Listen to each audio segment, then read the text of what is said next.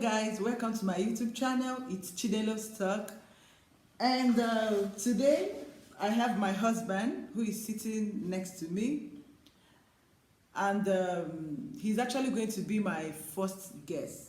So a lot of you have heard stories, you've heard the stories of Africans, Nigerians, coming to Europe, their journey, getting to Libya and everything, and you haven't really heard it from the horse's mouth.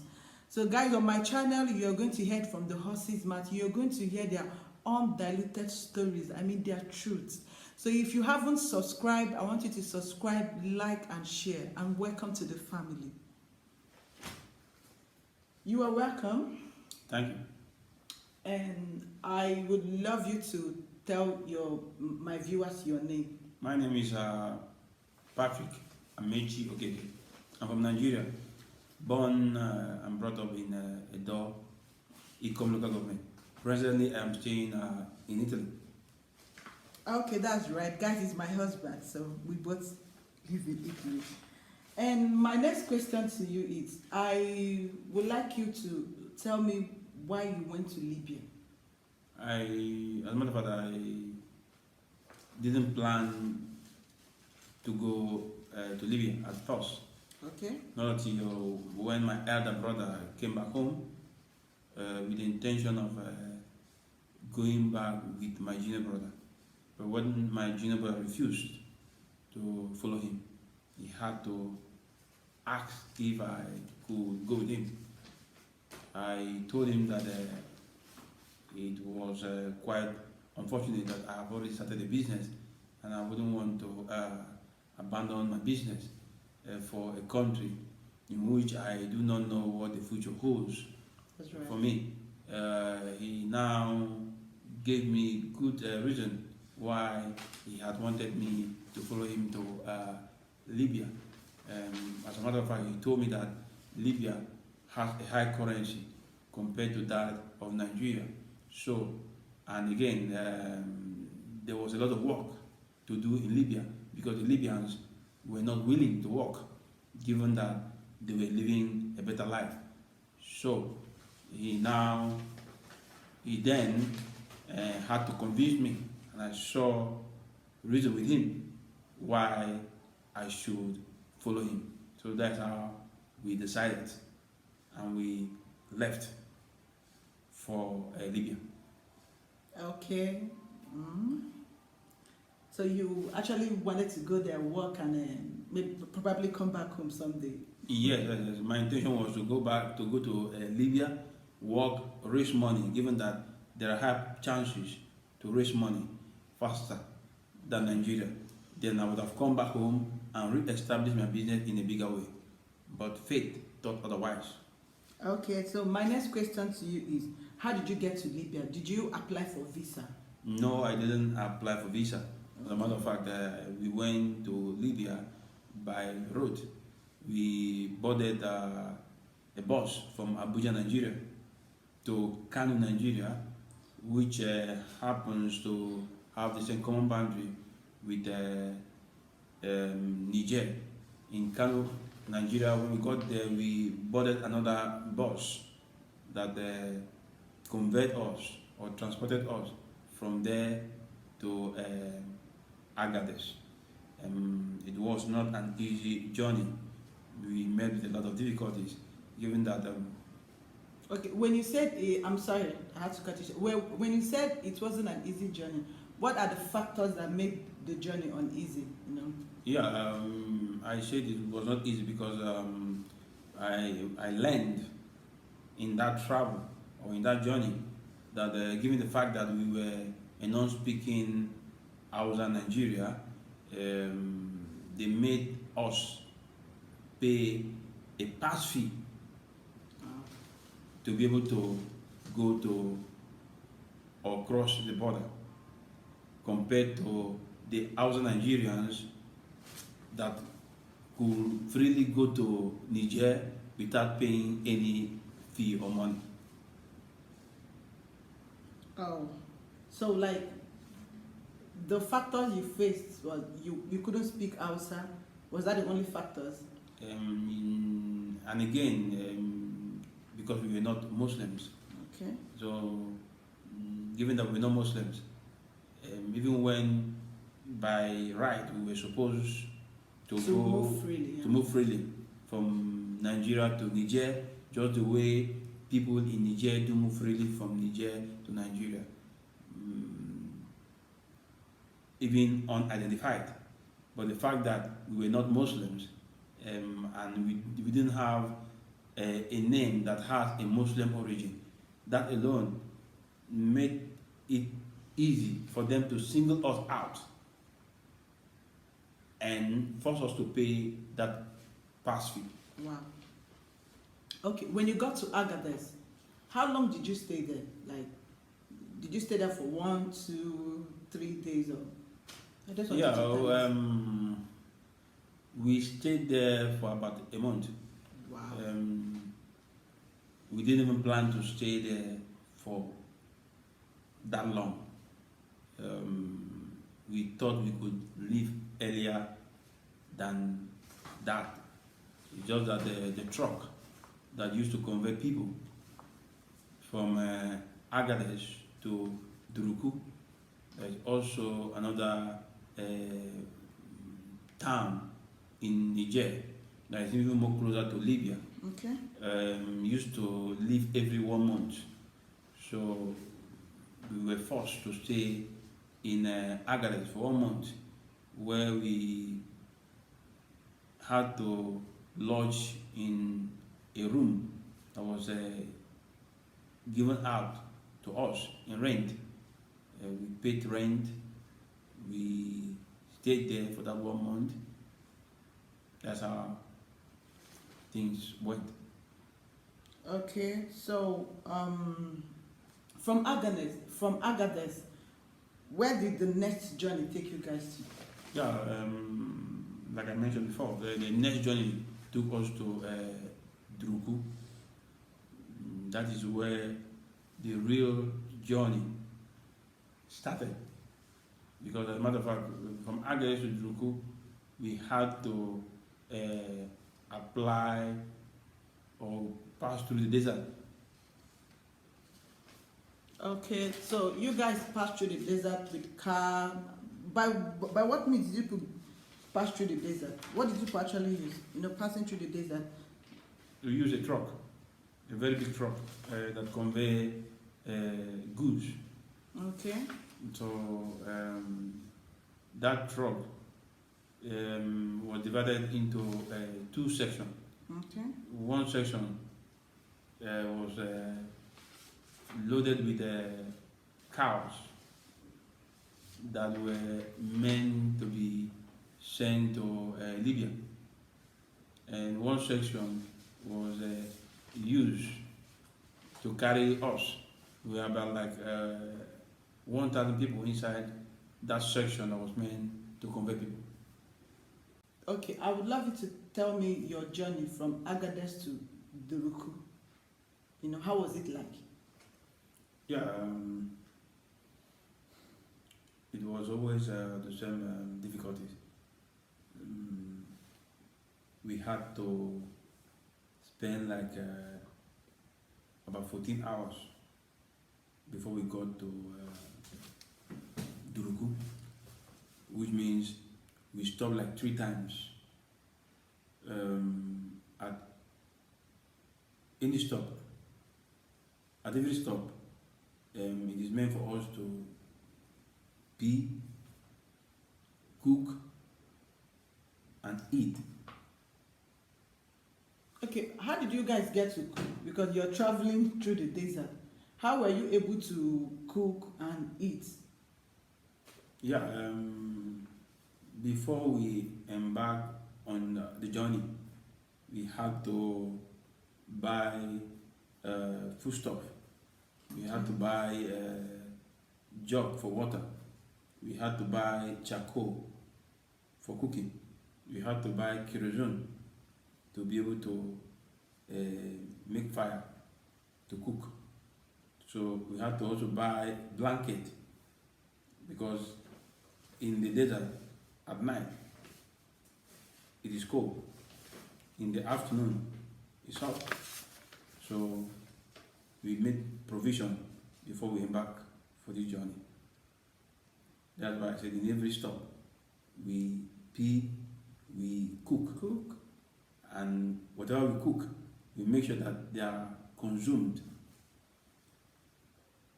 without leaving a reserve.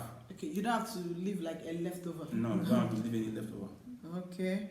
So when you got to Duruku, how many days did you stay there? Yeah, we stayed. And how was your stay there? We stayed in Duruku for like 1 week. Okay. Because we had to look around to know how to make connection for us to get a Hilux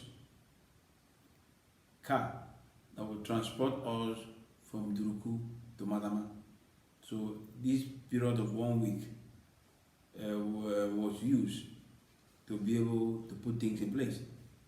We also had to lodge as usual in an inn or a small room that were meant for travelers like us. We also met a lot of travelers like us, some of whom had permanently, like they were stuck there. they were trapped in Druku. They could not go back to Nigeria, and they go forward to Libya because they were left without money. As a matter of fact, most of these travelers that were trapped happened to be Nigerian women that left Nigeria with the intention of going to Libya for prostitution. So some of them had to continue prostituting or selling themselves in Duruku in view of making money to go to Libya. So after this period of 1 week, we had to leave with. So I'm sorry to cut you short. So how was Duruku? Was it a big town or small town like? To my own finding, Duruku seems to be a military base. Okay. That is isolated from Niger's main cities, but closer more to Libya than even the main town of Niger. Automatically, we happen to have ghettos that are meant for travelers that could not either make it to their destination or those that are trying to make plans to go to their destination. Okay, so when you guys got to Duruku, then where else did your journey take you to? Did you like from Duruku you got to Libya, or did you guys have to transit? And just tell me. Yeah, we decided to leave Duruku to Madama.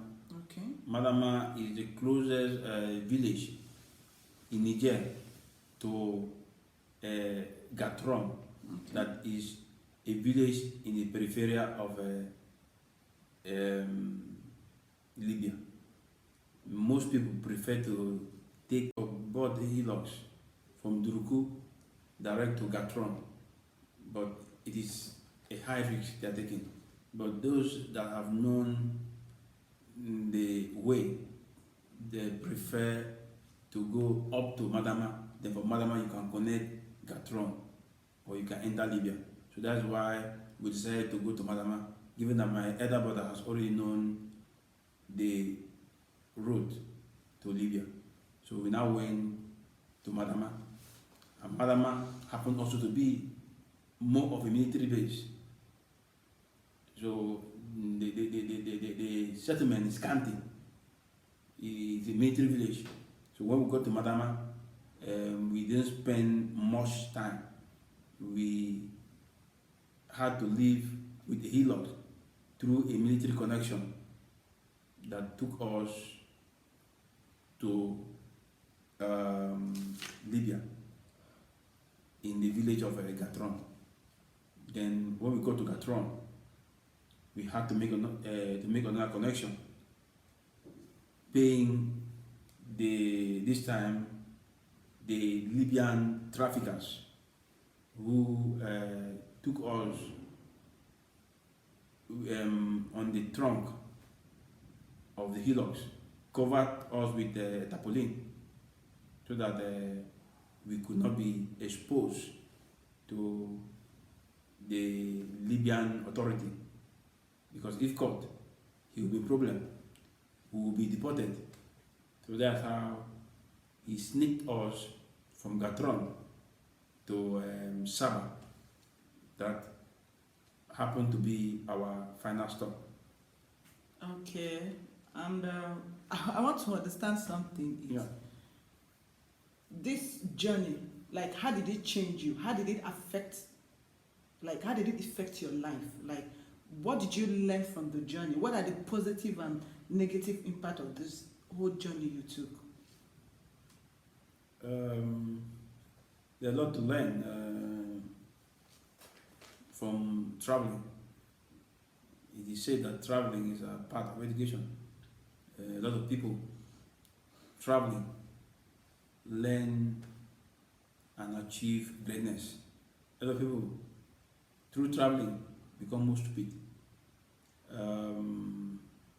I believe that traveling through the desert, even up to the Mediterranean Sea, that brought me to Italy, has impacted in me a lot of experience of life that Okay, sorry to cut you short.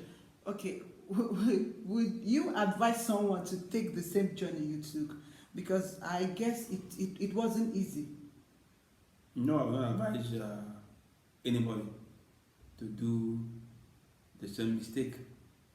I mean, So actually now it's a mistake. yeah, it was a mistake. It was a suicide mission. I guess it was. No individual that is sane can embark in such a journey knowing too well that two things are involved. Either you make it through or you die. And we have heard, even before we embark on that journey, how people have drowned. But as a matter of fact, I will tell you that it was not my original intention to travel. Neither was it. Okay, I'm sorry to cut you short. You know, I forgot to ask you something. When you got to Agadez, you know, you met a lot of Nigerians that I get. So why were they trapped there? Why couldn't they travel?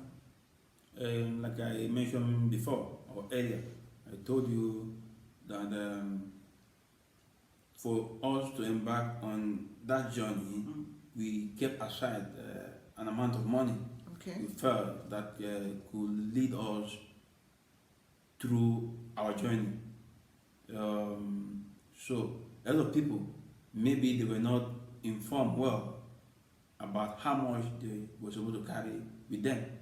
So if you were not informed well about how much you're supposed to carry with you, and you run short of money, in Niger, that happens to be one of the poorest countries in the world, you cannot even work to make money.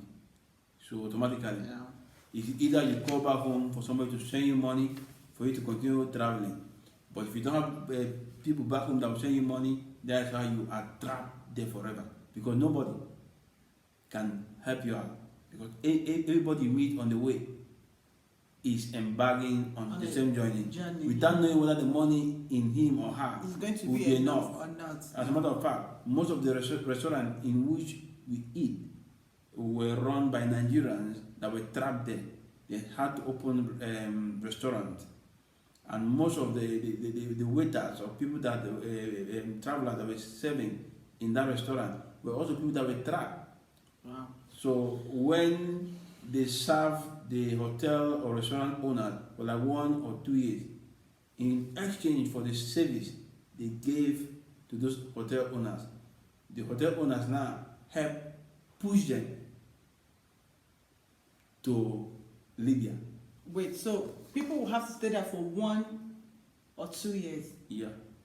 Oh my God. Well, guys, you've heard the stories, and you're going to hear more. But for today, I will be stopping here, and next time we'll meet, he's actually going to tell us, his stay in Libya, everything that happened to him in Libya, and eventually how he came to Europe. So for today, I'll be stopping here. And thank you guys for listening, and I would plead that you guys should subscribe, like, and share. So this is all I have for today. I will be posting videos 2 times every week. I'll be posting 2 videos every week, and the continuation would actually, maybe probably next week or anytime, but I'll be posting videos 2 times a week. And for now, this is where I'm going to stop. And babe, thank you for telling your stories. And guys, when he was leaving Nigeria, we hadn't met then.